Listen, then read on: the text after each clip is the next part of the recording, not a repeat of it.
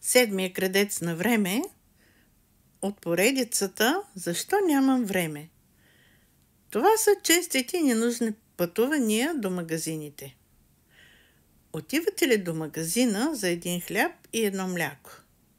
Всеки ден ходим за едно-две неща, което води до повече пътувания и разходи и естествено загуба на време.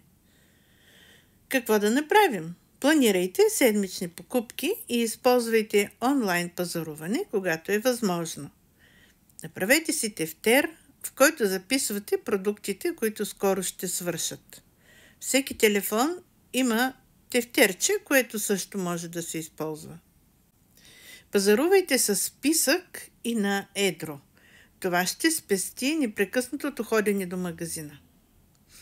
Някои родители използват децата за тази работа.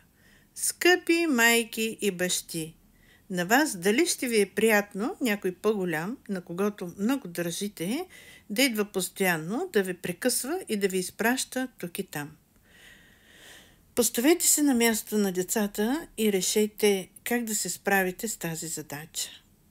Който не ме познава, аз съм Ирина Димитрова, коуч, NLP специалист, ментор личностно развитие. Гледайте следващите видеа.